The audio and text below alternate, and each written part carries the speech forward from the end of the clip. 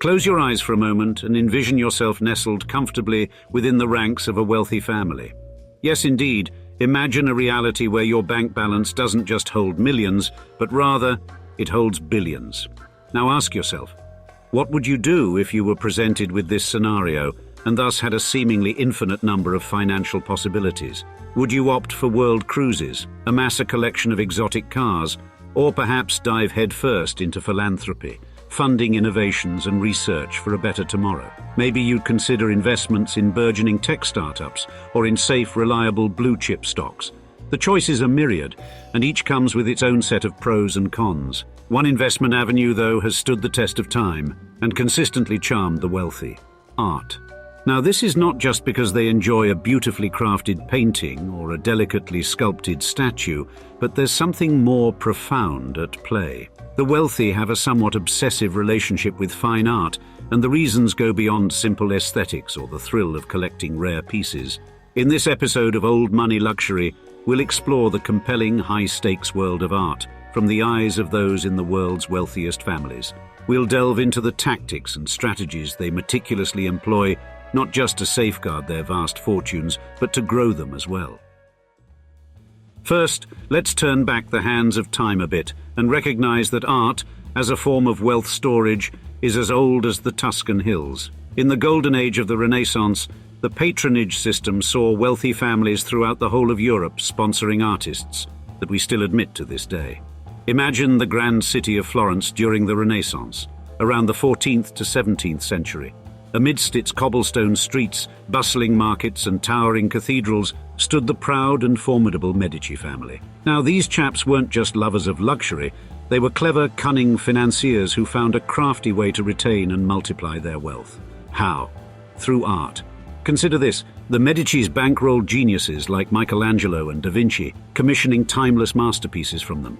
These creations were not just expressions of beauty, they were also tangible, long-lasting representations of their vast wealth. And trust me, we're not talking about a few florins here and there.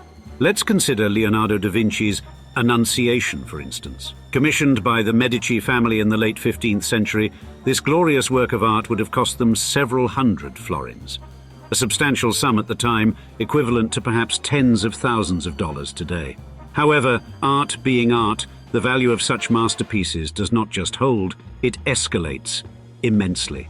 In the 21st century, if the Medicis still held Annunciation, it would likely be worth in excess of hundreds of millions of dollars, given the astronomical sums we've seen for other works by Da Vinci, such as Salvator Mundi, that went for an eye-watering 437 million, as we'll show you in a second.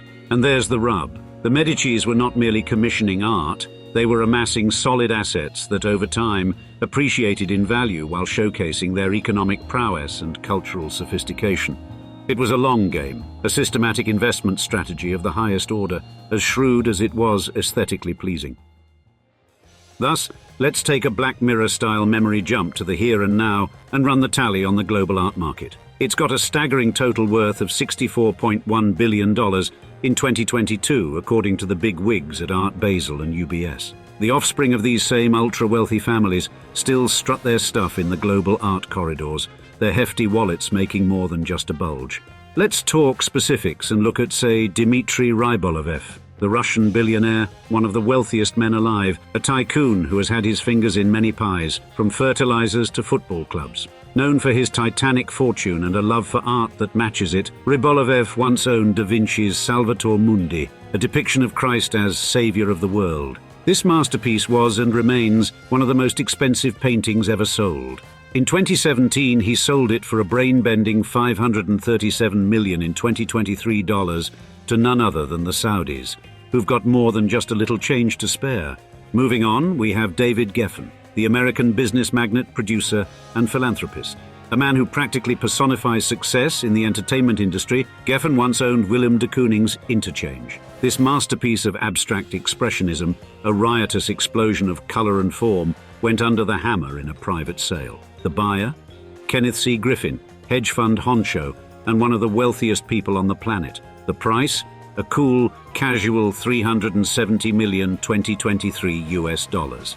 Thus, art, ladies and gentlemen, has always been and continues to be the grand stage where the affluent flaunt their fortunes, their taste and, in a way, their power. But how exactly does the modern art market function? Where do these wealthy families meet to procure and barter for their next big showpiece?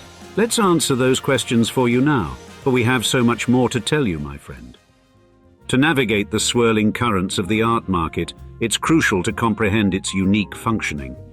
This isn't your average stock market. It's a complex ecosystem of high-powered auctions, esteemed galleries, and bustling art fairs, each playing its role in a grand marketplace where art and commerce seamlessly intermingle. At auctions, pieces of art, some dating back centuries, others freshly painted, can fetch prices that skyrocket into the millions or even billions at the raise of a paddle. Christie's, Sotheby's, Bonhams, these auction houses are the playgrounds of the rich, the arenas where old money elites joust for the best pieces. Consider, for example, the illustrious sale of Van Gogh's Irises in 1987. The extraordinary tableau, bursting with colors as vivid as the artist's own tumultuous life, hammered in at an eye-watering $138.8 million at Sotheby's, New York. Snapped up by none other than Alan Bond, the son of art aficionado Joan Whitney Payson, the painting made quite the splash in the glitzy waters of the art world. Then there was the enigmatic 8 Elvises by the hand of pop art pioneer Andy Warhol.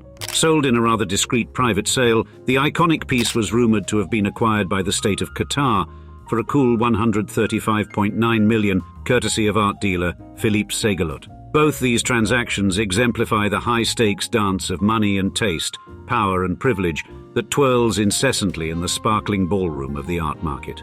And let's face it, this dance, my friends, is a flamboyant tango reserved only for the audaciously affluent. Galleries, on the other hand, serve as the middlemen, the gatekeepers of the art world. They scout for talent, curate shows, and build relationships with collectors. They're the tastemakers, setting trends and often the price tags. Take the Gagosian Gallery, a glitzy empire founded by Larry Gagosian. With its outposts in New York, London, Paris, and Hong Kong, among other cities, this powerhouse is famed for representing some of the world's top artists and boasts an unrivaled influence on contemporary art pricing and trends. And, lest we forget, White Cube, a London-based titan renowned for its stable of highly sought-after artists and its game-changing role in promoting the YBA's Young British Artists during the 90s. You'll find its sleek, minimalistic spaces bustling with the well-heeled art crowd, each hoping to snap up the latest addition to their personal collections. Art fairs, then, are the melting pots. Gatherings like Art Basel or the Frieze Art Fair provide a platform where galleries, collectors, and artists converge. It's here that new contacts are made, deals are brokered, and fortunes are spent.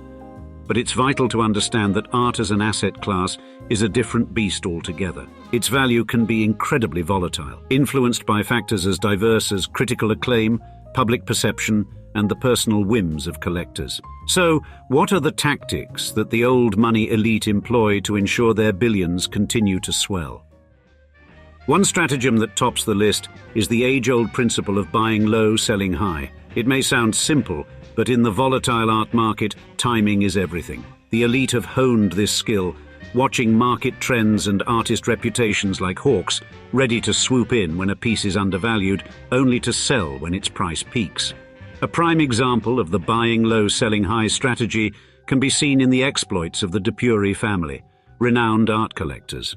They purchased Warrior by Jean-Michel Basquiat during a market slump in 2002 for a modest sum, only to sell it in 2021 for an impressive $41.9 million, speaking to their patience and art market acumen. And they don't go it alone. These art moguls employ a cadre of seasoned advisors and consultants. Consider the Walton family, heirs to the Walmart fortune.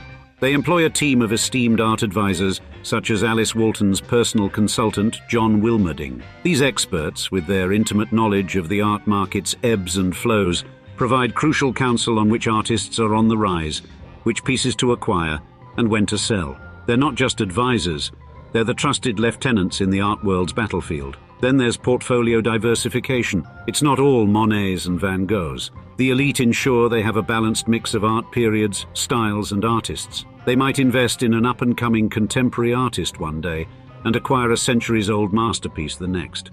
This strategy hedges against market fluctuations and ensures that their art collection remains a robust, diversified asset. In a nutshell, the old money elite don't just buy art. They strategize, maneuver, and influence. They play the art market like a grand, complex symphony, ensuring that the music of their wealth continues to resonate. Next, allow me to lift the curtain on the resplendent yet enigmatic world of museums and foundations, the stealthy cogs of the gigantic dollar-churning apparatus that is the art industry.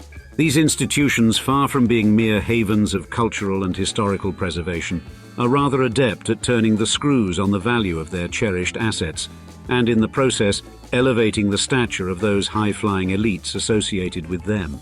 With this in mind, let's talk about our old money art aficionados, the elites with deep pockets. They have a curious affection for setting up foundations or flinging a slice of their wealth at museums.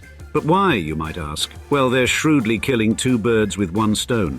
First up, they're pocketing a hefty tax cut. In a multitude of countries, the law turns a blind eye when you donate an artwork to a museum or non-profit. Let's say you're in the highest tax bracket, around 37% in the US. Imagine you're a billionaire and you've purchased a masterpiece for $10 million. By donating it to a museum, you could potentially save a whopping $3.7 million on your tax bill. Not bad for a bit of charitable giving, eh? But the benefits don't stop there. By making such high-profile contributions, they are cementing their roles as society's influencers, shaping our cultural vistas and etching their names into the annals of art history. There's a kind of enchantment about having artwork showcased in a public institution. It not only confers a sense of immortality to the piece, but it also preserves and often inflates its value. The backstory, or provenance of an artwork, can make its price tag go through the roof. Let's suppose you have an artwork that has previously been a part of a prestigious museum collection. That's like having the Queen's seal of approval, a golden ticket that can propel its market value to staggering heights. Imagine, if you will, buying a Picasso for $10 million. After it's been exhibited in the Museum of Modern Art, its value could double, triple, or even quadruple within a decade. Indeed, it's not unheard of for art pieces to appreciate by 500% or more, particularly if they're linked to a major institution. That's a potential return on investment that could leave Wall Street green with envy. In this world of art and money, everything is not just as it appears on the canvas. There's a much bigger picture at play. Allow me to put some meat on the bone with a few eye-opening examples. The Medici family, kings of banking and foreign exchange markets, turned art aficionados with a collection rumored to hold over 4,500 works. Their business acumen served them well, snapping up less popular works in bulk at auctions, patiently waiting for their value to balloon. Clever strategy, I'd say. Another name you can't miss in this conversation is Wallis Annenberg, the heiress to a publishing empire. Her love for art is palpable, not just in her eclectic personal collection of significant works, but also in the incredible strides she's made in fostering the art community through her philanthropic work. The Annenberg Foundation, under her stewardship, has pumped funds into a myriad of initiatives, from museums and art education programs to grants for individual artists and exhibitions. That's a case of someone looking beyond personal financial gains to the broader societal enrichment that art provides. And then we have the formidable Rockefeller family, not just oil magnates, but heavyweights in the art market too. They didn't put all their eggs in one basket, diversifying their collection across different periods and cultures. Abby Aldrich Rockefeller's crowning achievement has to be the establishment of New York's Museum of Modern Art, MoMA, a touchstone in the sphere of modern and contemporary art. So, next time you're strolling through an art gallery, you might want to read through the names of which wealthy family collections the art comes from, and then spare a thought for the financial gymnastics that are silently at work behind those beautiful masterpieces. And now it's your turn to share your thoughts in the comments. Who is your favorite artist in the world? Is it a household name like Da Vinci or Van Gogh, or someone more underground? Let us know. And of course, as always, thank you for your continued viewership here at Old Money Luxury.